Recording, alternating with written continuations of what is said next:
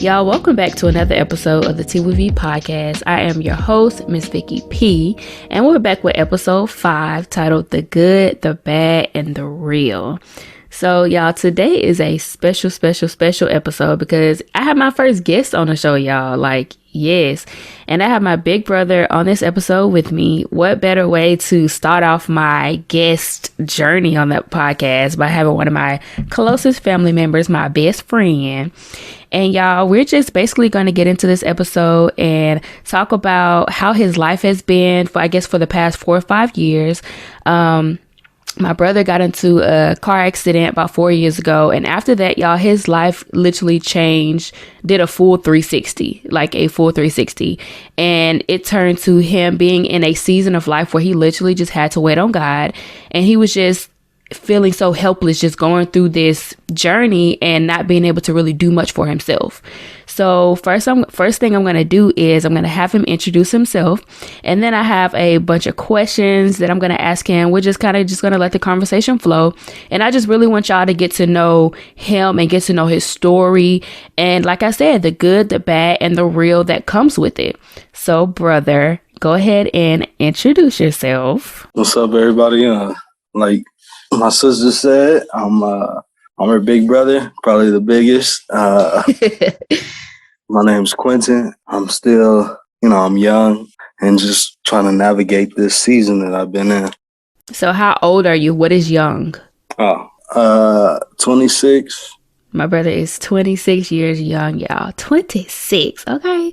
He's in his prime, okay? Y'all know these 20s, we be just going through stuff. Like, we just go through everything in our 20s, okay? But you know what? It's better to go through this stuff while we're young and we still have time to grow. We still have all this room to just make mistakes and, go through these seasons of waitings and just all that good stuff. So let's go ahead and get into these questions I have for him. And y'all, he doesn't know the questions I'm going to ask. He kind of wanted it to be transparent. He wanted it to be authentic and just flow very naturally. So nothing is rehearsed. And one thing about my brothers, both of my brothers and my sister, they all transparent. Okay. It just run in the family. Everybody, sometimes they ain't got no filter. Okay. So we just gonna get into it. So first off, brother, like I said when I first introduced you, you got into this accident 4 years ago, which caused you to be in this season of waiting and the season of helplessness. So I want you to go ahead and let them know what happened in the accident. And first off, how were you before the accident? And then talk about the accident itself. Okay. Let's see. Before the accident, I was a chef, probably 10 years deep in my career. Worked at some of the best restaurants downtown Oakland. Come on, West Side. Let me stop playing. But yeah, I was just a regular dude, just chef, chasing after my dream, trying to figure out, my way in the food industry. But like my sister said, I got in an accident about 4 years ago now. On May 5th, 2018, I was on my way to go get some food one night, and I ended up going through a green light, and I got T-boned on the driver's side, and it changed the course of my life.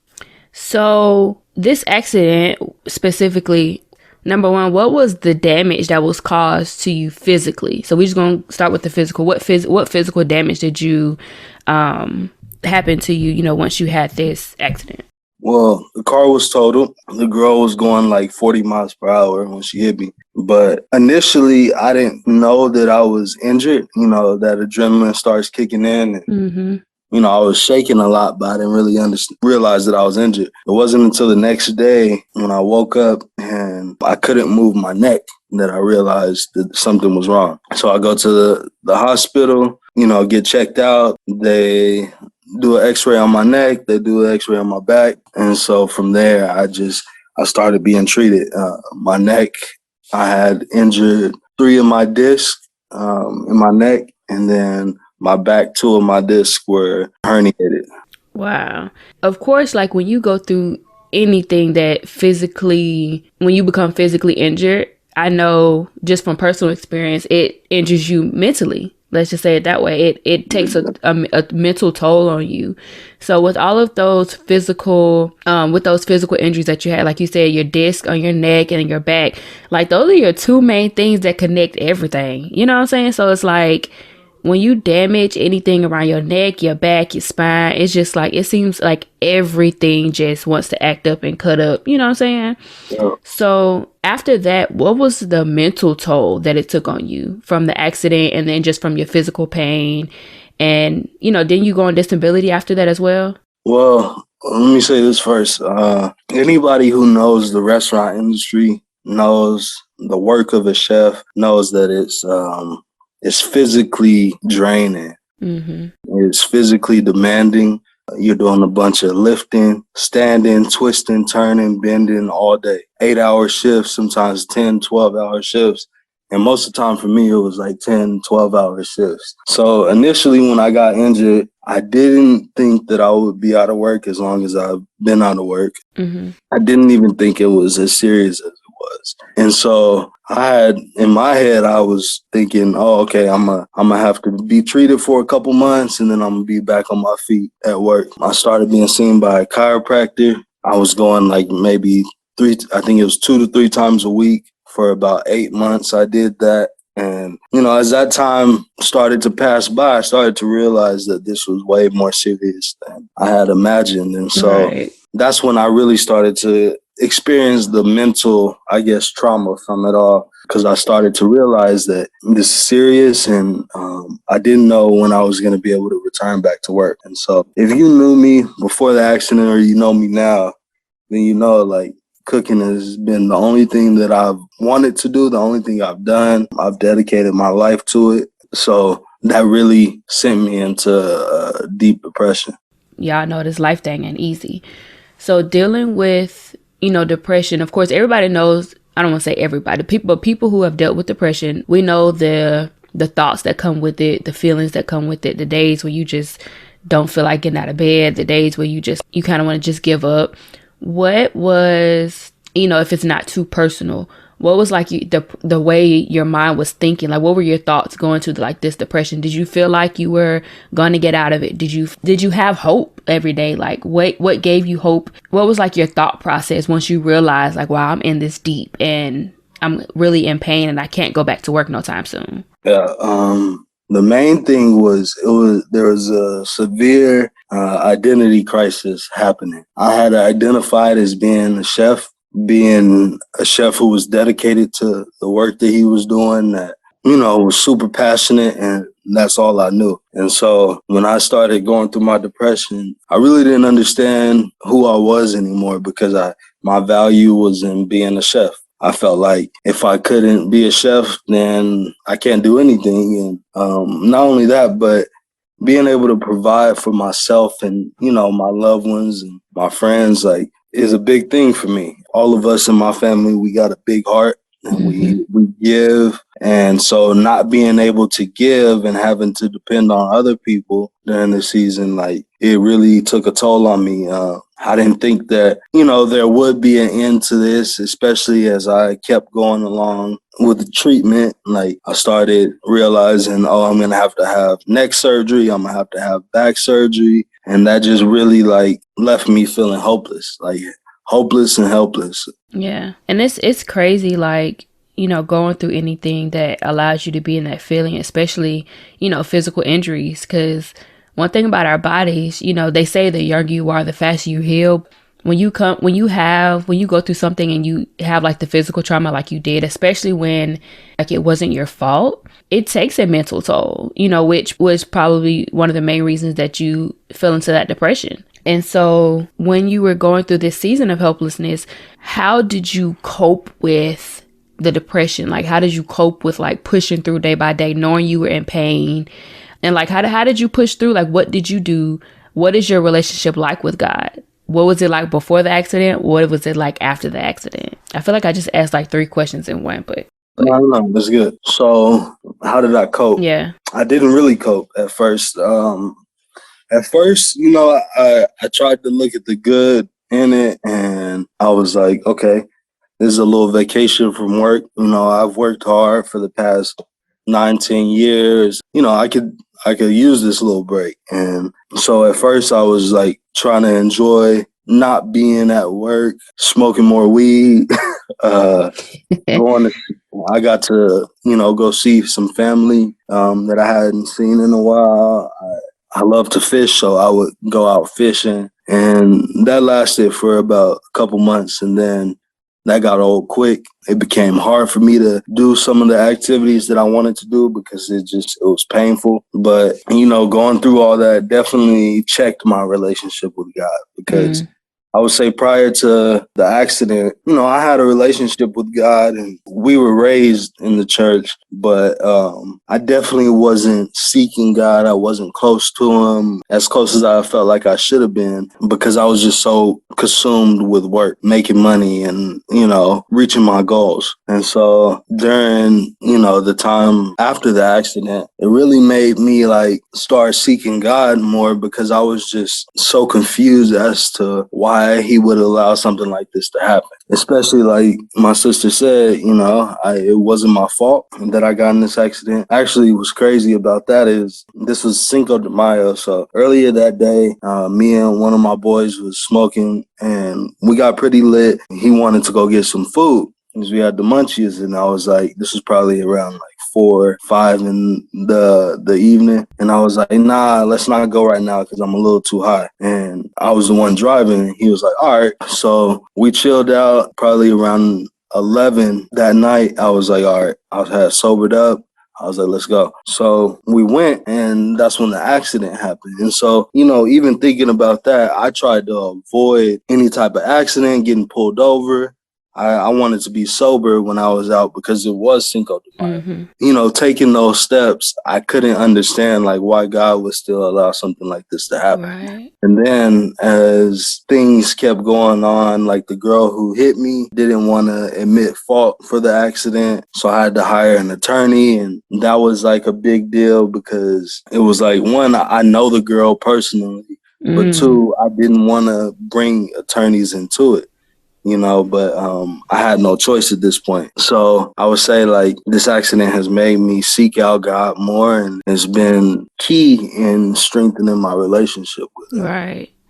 And it's so interesting how we can go through something so, I guess you can say, traumatizing, but it still brings us to God. Some people think that it'll do the opposite. Like you said, like how you said, you were trying to be in your right mind. You were trying to be sober. You're trying to do it the right way, but I still got into this accident. And I feel like that's something that if anybody were in that situation would be like, okay, God, I did the right thing. Why did this happen to me? And that's where people get that term from, bad things happen to good people. It's kind of inevitable. It's just a part of life. When we were born into this world, we were taught that life is not perfect. And, one of these things of, that somebody would possibly think was, God, why did you allow this to happen to me? Like, are you trying to punish me? Like, is this karma? Like, why me? And during that process, how long did you, like you said, you questioned God. Did you question God for a long time? Or was it just like, okay, God, why did this happen to me? Are you still questioning God? Like, how did you process that? Well, the way I see it is when people go through hard stuff, you have a couple different options, especially, if you believe in God, it's like you can rebel and be angry, or you can seek him and try to get the lesson out of it. Because there's always a lesson in pain, hard times, and not that, I deserved it or anything. But one thing that I've realized is when God allows bad things to happen to good people or to people in general, it's for a couple different reasons. I feel like he's either trying to bring you closer to him, or he's trying to refine something in you. And so to answer your question, like, did I question God? Yeah, I questioned God. I still have questioned God. Like, it's been 4 years and I still question God. But I think the difference now looking back is like, I understand that God is still refining me. He's still not done doing what he wants to do in me. And so, my confidence is stronger now than it was, a year, 2 years, 3 years ago. And it's just built this whole time. So. Right. And so I wanted to just like emphasize the point you made about, your relationship being different with God, after the accident versus before the accident, how you were saying that you still question God. I wanted this to be like a super transparent moment because, when I told him that I wanted him to be on this podcast episode, and we end up talking some days later, or maybe about a week later, he told me like, yeah, I almost told you that I didn't want to do the podcast. I didn't want to do the episode. And so I asked him why. He was basically just saying, because you can explain it better than I can. So why at first, why did you feel like you didn't want to do this episode? It was because I'm still in my season of waiting. Right. That's one of the things we had talked about first. It was like, you had told me you wanted me to do this podcast episode about your season of waiting. I had started thinking about it and I'm like, man, I'm still waiting. I have good days and I have bad days. And when I started doubting doing this podcast, it was on one of my bad days. And I was like, nah, it's not time yet. Mm-hmm. I don't have like a beautiful ending to my story yet. Like there's no, like I haven't come out this season completely, but yeah, that shifted. Yeah. And I just wanted to go ahead and emphasize how much just strength and endurance that I see in you for that, because to be in a season of waiting, but to still be able to talk about it and still be able to say, I still have faith in God, or now I have faith in God. And, I don't know when I'm going to get out of it, but I'm having my faith in God. I know that, like you said, it's either to refine you or to, build a relationship with God or whatever. It takes a lot of strength to be able to say that. And whether you see it from the inside looking out, from the outside looking in, I see that. You know what I'm saying? Because when we're everybody knows when we're in the midst of something, the last thing we want to do is think positive. The last thing we do is feel like we're going to be out of it. And I don't know when I'm going to get out of it. I don't know when I'm going to be healed. But that's where the faith comes in, And it takes a lot of faith, and it takes a lot of strength, a lot of endurance, and just a lot of hope in God, knowing that He is faithful, knowing that, okay, nothing that I go through is meant to break me or meant to kill me, destroy me. It may hurt me a little bit. I may be, in this time of solitude, I may be helpless, but it's all going to be for our benefit. And one of the main reasons I wanted you to be on this episode was because I always felt like, not just this specifically, but you've been through a lot in life, just being your sister and being able to see that. I always felt like you were going to have a strong, powerful testimony, not just for yourself, but for other people. And before I really got like super spiritual, because like he said, we were raised in the church, but we all kind of drifted off in our own times of life. But even before I became just disconnected with God, I've always said to myself, my brother gonna have a story. My brother gonna be able to tell his story to people. My brother this, my brother that. And just to see how you continuously fight through, even through the imperfection, even through the flaws, you still have just such a beautiful, strong spirit about you. You know what I'm saying? And so that's definitely inspiring. Oh, you smiling. But no, like that's really inspiring. And it makes me want to keep pushing even through my current season of waiting. It's nothing compared to yours. Not that I want to compare, because, we all have our own things that we go through. But to see what you're going through, and like you said, 4 years, that's a long time. You know what I'm saying? And you're still pushing through. That is so encouraging, which is why I wanted you to be able to tell your story on this platform.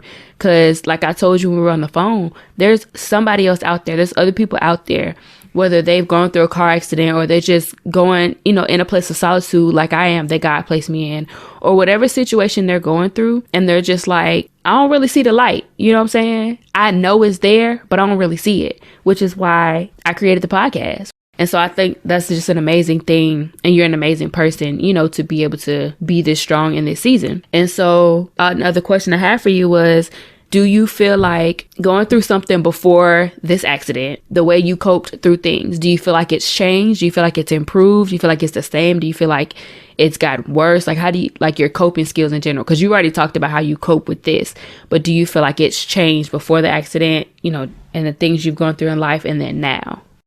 Yeah. One of the things I wanted to say before I answer that question, I might ask you to ask me that again, but okay. I just want to touch on like some of the ways that I cope and how it got me to this point now where like my coping skills have improved, and I've been able to just approach difficulties and with just with the more confident perspective in God and His ability to come through for me. But yeah, so like early on, like in the accident, I'm going through trying to get treatment. They're telling me this is wrong. I'm gonna need to do this and that, and so I did chiropractic care. I did physical therapy extensively. And then they got to the point where they were like, okay, you're going to have surgery on your neck. And I was like, all right, cool. Let's get it done. I did that. But in that season, I want to say like I was really like my depression had hit heavy. I struggle with social anxiety, so I wasn't kicking it with none of the people that I was usually around anymore. So I was isolating a lot. I was just in a bad place, and to the point where suicide started haunting me. You could say I tried to take my life twice. One of the times I had took like 60 pills and just a mix of pills, like I didn't even care what it was. I was just done. And that was one of like the defining moments that like really opened my eyes to like, God's not done with you, Quinton. Mm-hmm. And when I took those pills, I'm thinking like something's going to happen. My heart's going to stop. I'm going to have a seizure. Something's going to happen. But crazy, like this is just proof that like God works, and He works in crazy ways that we can't even understand sometimes. It goes against logic. It goes against science sometimes. But I had took 60 pills. Nothing happened. Like absolutely nothing. I think I got tired a little bit and I went to sleep. But nothing happened. And so after I had woke up, I was pissed off. I'm like, God, why didn't you let me die? Why didn't you just take me out? And I just felt like He was whispering to me like, I'm not done. I'm not done yet. And so that was one of the ways that I was coping, is I was really trying to just end my life. I was done. There was another time where I tried to take my life, and it's just in the moment, God, He just put on my heart like all my family. And if you know me, like, like I love my family more than I love myself. I started thinking about all the hurt that I would cause by taking my life, and my mom having to survive through that. And I just didn't want to, it really like hit me. Like I didn't want to be that son that did that. Not to say that like other kids who took their own life that they were weak or anything, but me having a relationship with God, I felt like I had a responsibility to really press into God during this time. Like I knew that if I didn't press into God, that I wasn't gonna make it. Right. And so I just wanted to say that part, because early on, like the way that I coped was, I just stayed high as much as I could.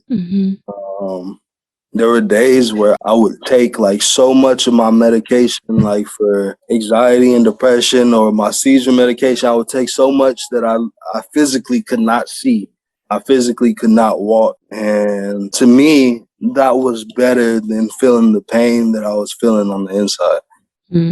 So, but to answer like the initial question you asked me is like, how has it changed like my coping skills? Now I just realized like when you are trying to do the right thing, when you are trying to press into God, like the devil is very real, and he's going to do everything in his power to keep you from doing that. Right. And so now because throughout this whole time, there's been so many things that have delayed my surgeries, that have just made me discouraged. I realize now that the only way I can survive these things is really like holding on to God, being on my knees, like depending on God. And I would say like before the accident, I didn't have that realization. My relationship with God was very like surface level, where, I would go to church every now and then on Sunday, or, I would pray, when a bad situation was happening, or when I really wanted something good to happen, I would pray real quick. But throughout this journey, like God has shown me like that prayer is like one of the most intimate ways of communicating with God. And Right. then not only that, but that no matter what season you're in, no matter how you feel, no matter how much wrong you've done, because trust me, I've done plenty of wrong in my life. God will meet you where you're at if you allow him to, if Mm-hmm. you look for him. And by look for him, I mean, like, if you read the word, if I used to watch a lot of sermons before I started reading the Bible. That was like my way of looking for God. And so, like, through the past 4 years, I've had just different experiences that nobody could tell me it wasn't God. Like when I was going through my deepest depression. But yeah, through the past few years, I just had these intimate experiences with God that nobody can tell me it wasn't him, Mm-hmm. and I can speak on those if you want me to. But Yeah, so, and I definitely do. Before you get into that, I do have a question when it comes to the accident. I know some people, when they go through their season of wedding, they're just going through something. And I don't want to say that, let's say we, because like I've been in a situation before where I've done this, but we think about what caused me to be in this situation. And then we kind of start to play the blame game, because we're like, either we're going to blame God. If we're not blaming ourselves, we're going to blame God, or we're going to blame the person or the people who allowed us to be in the season. So with you being in that car accident, something that could have been avoided, of course anything can be avoided, but it happened. Obviously it happened for a reason. The person, and then especially with you saying you knew the girl who hit you, how was it dealing with forgiving her? Have you forgiven her? If you have, what did that process look like? And then if you haven't, like, what is that process looking like? yeah, at first I was like, I wasn't tripping. And then when the accident happened, and then, she hit me, she takes off down the street. And I'm like, I'm tripping off that. And I was like, I have no option but to, call the police. So I called, reported a hit and run. And, the police show up. And as the police are there, she ends up pulling back up. And so I found out later that the policy where I live is if there's no injury reported at the scene of the accident, the police don't have to stay and take a police report. And so because of that, I wasn't, reporting the injury right then and there. The police left. And so the girl is like sitting in her car. She hasn't got out, nothing. And so I finally get out the car and I walk up to the car and I recognize her. I'm like, damn. And so then her mom pulls up. Her mom starts tripping on me like it's my fault. And so instantly I'm like, okay, I'm pissed off. Like, and the girl knew like it was her fault, but they were making it to seem like it was my fault. So I was pissed off about that. Then, some time passes by and I'm fighting this in court. They're not wanting to admit to it, but luckily God had his hand on me, and there was witnesses that were at the scene of the accident. And one of the witnesses just happened to be a court reporter. And Mm, so once the insurance companies got his statement, they automatically knew, like, okay, it wasn't Quinton's fault. It was just right. me. And so, for a long time, I was pissed off at this girl. And when you're at the accident, you exchange information. Because I had her address, I used to drive by her house. I'm just angry. I'm like, man, I'm going to bust up her cars. I'm going to, I'm going to do something. And Hit him with that Jasmine Sullivan. nah, it ain't no heartbreak shit. But I really just wanted to cause pain to her and her family because of the pain that I was feeling. Right. And it took a while, but God just like made it apparent to me, and that it's called an accident for a reason. Mm-hmm. She wasn't purposely targeting me. Maybe she wasn't paying attention. Maybe she was on something. Maybe she was, drinking or something that day. But it doesn't matter. It was an accident, and we all mess up. Right. And so Wow. I knew at that point, like, I gotta forgive this girl. And so I called myself forgiving her in a fake way, where like I had reached out to her a couple times, and when she got back to me, like, I sent her like these passive aggressive messages like, look, I forgive you, but this is all the pain that you caused. And I like listed all the stuff that she caused: me being out of work, going on disability, not being able to live on my own, losing my car, not being able to do my hobbies. And I just listed a whole bunch of stuff. And then she blocked me. And so, I knew like that was wrong. I was like, okay, Quinton, you still got some anger you got to deal with. And it took a while. I was going to therapy for a while. And finally, I just got to the point where I was like, you know what? Like, me being angry about this is never going to turn out good. Especially, I got all the time in the world now to, like, sit and think on this girl and what she did. And so, I was ready to be out of that headspace. And so I had to forgive her. And even now, like, sometimes it'll come up and I'll be like, dang, this girl gets to live her life. She gets to do all the regular stuff that she was doing before, and I'm sitting here still in pain. Right. And every now and then I still have to remind myself that I forgive her. Right. I think forgiveness, sometimes people think it's a like one-time thing, but when somebody wrongs you, it changes your life and it traumatizes you. Forgiveness becomes a constant thing, and it gets easier the more you do it, but it doesn't take away completely that anger. But over time, I've noticed like I don't feel no type of way towards her, right, about the situation. So she's forgiven, and it's good. Like we could run into each other now, and I wouldn't even be tripping. I wouldn't want to be her friend, right. necessarily, but Just the animosity and the anger is gone. yeah, it's not there. Yeah. And that's so big of you to, when you were talking, for you to say that, knowing everything that you're dealing with, because even me, I'm your sister and I know the things that you've endured. I still don't know everything that you're dealing with. This is a personal battle, and it's literally between you and God of what everything you've been through and what you know. But it's so big of you to say it was still an accident, whether she was, like you said, whether she was drinking or whether she was just not paying attention or whatever the situation was, for you to say it was still just an accident. That is so big.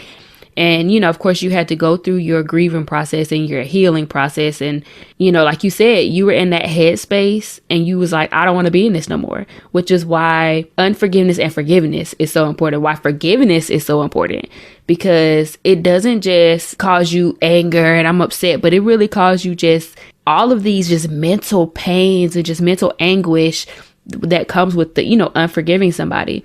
And like you said, you're going through this season and how your relationship with God has gotten better. And, you've been able to find some peace in that, find some hope. Without this situation happen, not to say that I would want you, because if we could go back and take it back, let's not happen. But the fact that it has happened, it's like, okay, now I have to move forward. We can't change what happened. You can't go back. When something happens like that, you can't rewind. So you have to keep moving forward. So forgiveness is such a big and healthy part that plays a role in that process of like really healing from it and just, taking the day by day and moving forward and not looking back. And so, I just wanted to emphasize that because it's hard to forgive. And then like how you say, sometimes you have to remind yourself that you've forgiven that person. Because, honey, somebody do what's wrong and we hold on to that. And what I want to go ahead and say too is just because you forgive somebody, it doesn't mean that you still don't feel some type of way about what happened. That's normal. And that's the raw, transparent part of it. Some people may think forgiveness means I have to be friends and I have to be cordial, or even to say like, I can be around this person and not be upset. That's not what it means. It just means say you've had this action in your heart and in your mind to say, I forgive you. I'm not going to hold this anger towards you, and I'm not going to allow all of this anxiety, this depression to come over me thinking about what you did to me and how this affected my life. And something else I wanted to say was, y'all, like we said, we don't know what distracted her and allowed her to, wasn't it a red light that she ran or a stop sign? She ran a red light. Ran a red light, or what made her run the red light or whatever. But this is why it is so important, y'all, to pay attention when you're behind the wheel. Because people really don't want to accept the fact that any little thing that we do, y'all, can end up in an accident. And now my brother, whether you are my brother, whether you just somebody I got on the show, just whatever, you're still a human. And the fact that you're having to deal with this stuff based on somebody else's carelessness, you know what I'm saying? It's a hard pill to swallow. But that's why people emphasize don't drink and drive. Don't be under the influence and drive in general. Don't be on your phone. That's why we have all these laws about not being on your phone, not texting, even changing your song. Like, it's so important. Be aware of your surroundings, because you don't know whose life you can change in an instant. And that's another reason why it's very, like I keep saying, big of you that you've forgiven her and you're moving past that, because her actions caused this. And then, from her part, I don't know if she feels remorse. We don't talk to her. I don't even know the girl. No, so we don't. That was something that I struggled with for a long time, is one, not having closure on, like, How does she feel? That, but also, like, what was she doing that caused the accident? Mm-hmm. Like, that was one of the big things, and I tried to get that from her, and she didn't want to answer. Right. But also, like, just not knowing, like, if she even regrets what she, or, feel some type of remorse for what she caused. It's like, that frustrated me for a long time. But right. That goes back to just forgiveness. Like, one of the things that I realized, I feel like society now has this idea of forgiveness. It's like a level 1 forgiveness. Like, I've forgiven the person. I'm not angry at the person, but we can never be in the same room and be cordial. I think that that's not a fake forgiveness, because it's definitely a step towards complete forgiveness, but I think it's an easier forgiveness. And I think that the real healing happens when you've forgiven a person so much so that, like, if we're in the same room and we have to interact with each other, that it's like the accident, or it's like the wrong that they did to me never happened. When you're able to, like, access that type of forgiveness, I feel like you're stronger as a person, but two, like, you're so much more free to just to be, in the moment. And, like, one of the things I'm, like, big on now is, like, just trying to be present in the moment. I've forgiven her, and it's like any little thought, any little piece of anger that might come up, I'm like, nope, I don't feel that way. I tell myself I do not feel that way. Right. Because I know that I've done wrong to people that I would never want to be held over my head, because, sometimes, like, we're just humans. Like, we're human, right? We do fucked up things and effed up things. It's okay. And we're not in that right mental space, or we're ignorant in the moment that, we do things that end up affecting other people. Right. I just look at it like, how can I ask other people for forgiveness, complete forgiveness, if I'm not even offering that? Exactly. So, one of, like, my big things is just, like, anybody who's hurt me, anybody who's done me wrong, whether you played me, whether I really try to go the full length of, like, complete forgiveness, not just that surface level forgiveness, but forgiveness to the point where I almost don't remember what you did. Like, right. I mean, you'll always have some type of memory of it, but, like, just you live in a way that it doesn't seem as if you remember. And not to say that there's not a lesson to be learned. Like, you always want to take those lessons and move forward. But go deeper when you forgive people. Like, that's, if I could give anybody advice, it's like, you got to be aware when people hurt you. And you take those lessons and you hold on to them, but you never want to hold that over somebody's head. Right. Like, hold their wrongdoings over somebody's head. Because at the end of the day, we all going to have to answer for all the wrong we've done, whether we realize it was wrong or we didn't. Right. And that's so good, because hurt people. That is such a big thing too. Hurt people. Whether you acknowledge it in that time or not, you're so hurt and you're holding on to this unforgiveness. You may end up hurting somebody else, end up hurting yourself. But then when the time comes and you're just like, wow, I did that wrong. I want them to forgive me. Like, which is why it's so important. You forgive and you let go, you let God, and you move forward. And so back to the closure part that you were talking about, how you were saying that you wanted that closure, man.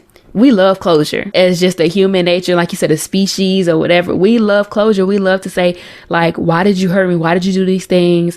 Man, so many people I've wanted to confront, like, why did you do this to me? Why, look at the pain that you've caused me. Look at the trauma that you've caused me. Why? What happened?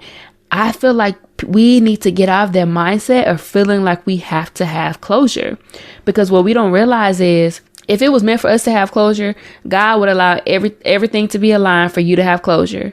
But sometimes we're trying to force it, we're trying to push it, and it's not happening. And we beat ourselves up about it because we don't have closure. And sometimes we don't forgive because we don't have closure. But we don't realize sometimes that closure will hurt you more than it will help you.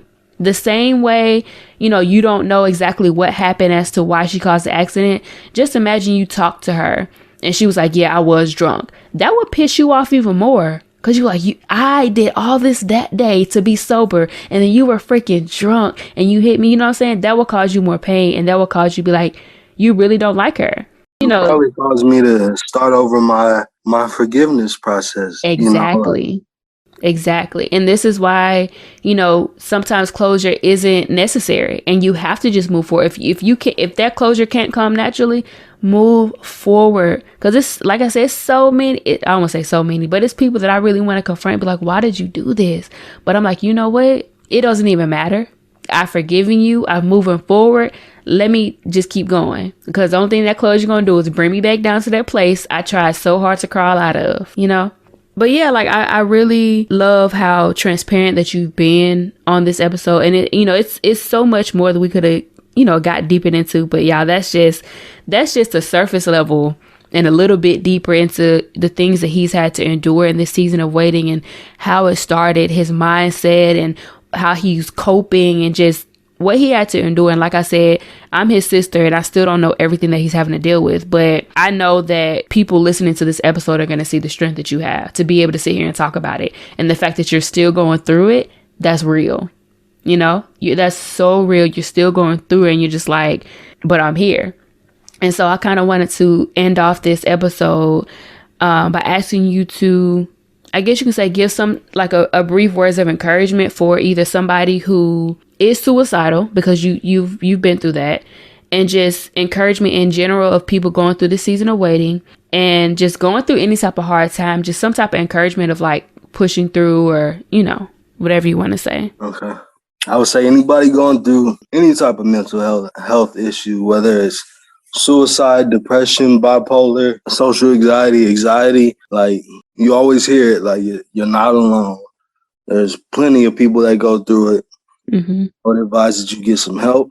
I would also remind you like that you are loved. Like whether you feel like you're loved by your family or your friends, like if nobody else, I promise you God loves you. Yeah. Yeah. If you know me, like I'm not no cookie cutter Christian.